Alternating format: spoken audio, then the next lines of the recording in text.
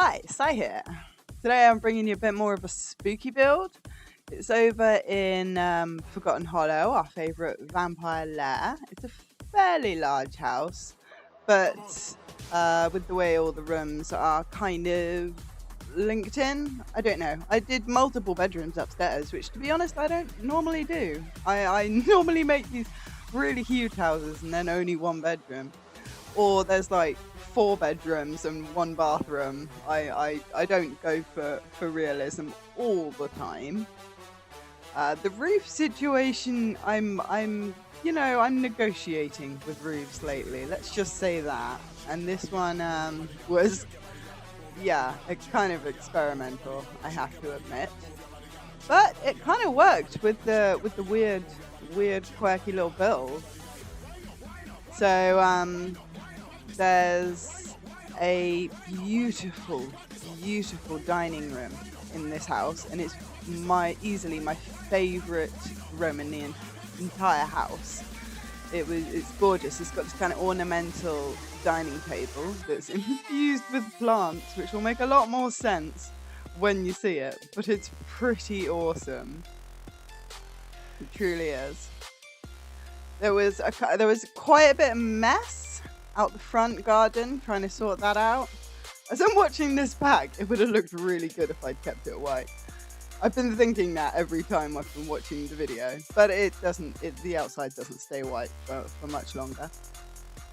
The columns were being kind of ridiculous, as they often are. I really wish you could free place columns, actually. Really do wish that. Yeah, this build is entirely base game, by the way, so you don't need any packs or anything to be able to play it.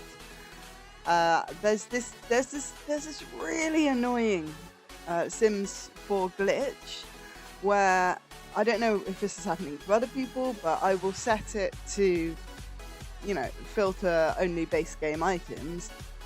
And then sometimes when I go into build mode and come back to buy mode, it'll just have taken the filter off entirely, and I'll end up accidentally placing something that wasn't base game on the lot. Which is just irritating. It's just irritating, let's be honest. So I had a little bit of that going on. But I kind of deleted the part where I had to go back and swap stuff out, because that wasn't all that entertaining. Let's just be honest. I do quite like the way that this build is imagined. This is in the master bedroom. It's their little ensuite, and downstairs I've got the 2 toilets sort of in the same room, divided of course. 2 toilets with their own bath, showers, combos, and then I've got, which I have to say is incredibly fun, a sort of hot tub room, which is fabulous. I was trying to go with sort of dark and old and gothy with this. That's one of the non-base game wallpapers that accidentally got put in. But yeah, I was trying to go a little bit darker, a little bit older, kind of gothy. So I was using loads of wallpapers that I don't normally, that I normally kind of stay away from, because they don't fit my neo-modern style that I usually build with. But I'm branching out. You've got to branch out and challenge yourself all the time, otherwise you'll never learn anything new and you'll just be boring, I suppose. These bathrooms as well were kitted out with vampire stuff, and it just kept happening. The filter just kept coming off again and again throughout the entire build. It was the most frustrating thing, I'm telling you.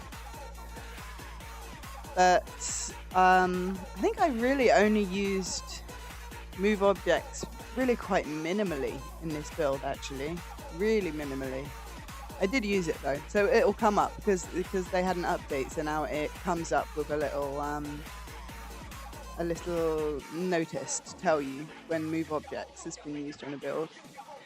And I think that's cool. I really only found out about move move objects quite recently when I started watching more and more speed builds, and I started thinking, why can they do that? Those really convenient things whilst they're building. You know, why can they elevate it? Why can they fully rotate it? Which I don't do, because it requires the Sims 3 camera, and I just can't. I've gotten too used to the Sims 4 camera. It just spins my head out.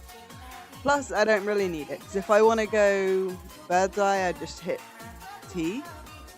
And if I want, you know, to mess with the camera angle really, really severely, then I just use the T-Mexi mod. This is the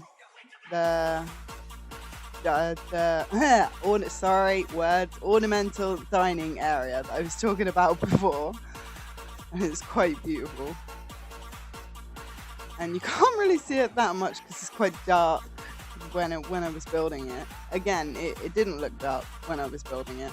I did actually put in the lights on this one, but it still looks dark. And with all those windows as well, I don't know how that even happens.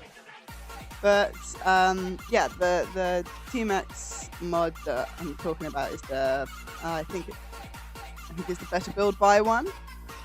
So it has loads of epic features, like when you're in build mode here, then you can just tap the number 1 on the keyboard, and it'll expand up the catalog so that you don't have only 2 rows of everything to scroll all the way through, because that can be a bit of a nightmare sometimes. And it has well, when you're in live mode, you have always been able to, for a while, just press tab, and it makes everything go away, all of the status bars and everything, so that you can take a really clean screenshot. And Better Build By just allows you to do that in the middle of build mode as well, which is a ridiculously, like, I use that nearly all the time.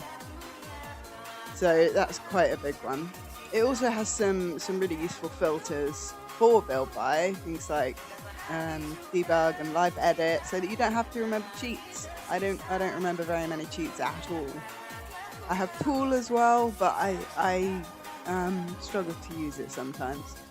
I can use it pretty good in live mode, but I struggle to use it in build mode, which you can do now. You can do now. Well, if you know how to. Yeah, so it's just getting the second bedroom done. Rugs and artwork, honestly, could make someone cry in Basegame. Those are the 2 things that I really, really miss when I'm building Basegame.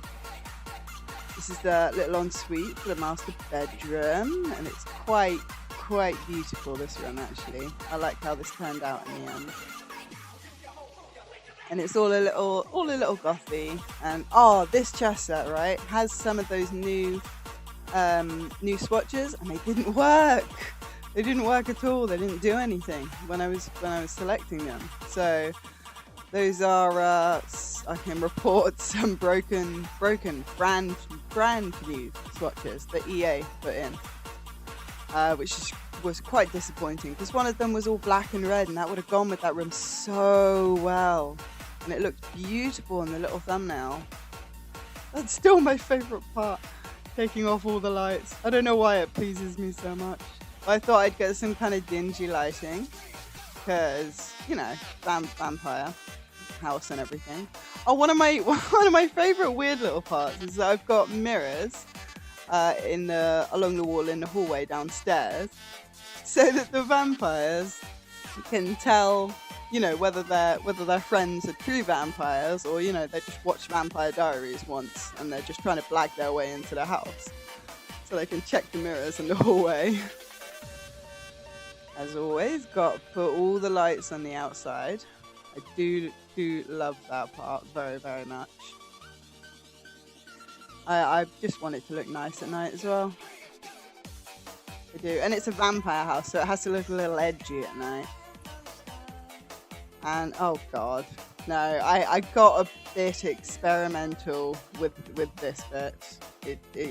Because out of exasperation, really, because the fences and the gates just weren't matching, and it was driving me absolutely crazy. So feel free to delete this if you think it looks too weird. It is a little on the experimental side, even sort of for me, to be honest, and I do a lot of weird stuff in my builds. But there is going to be a quite cool little almost suburban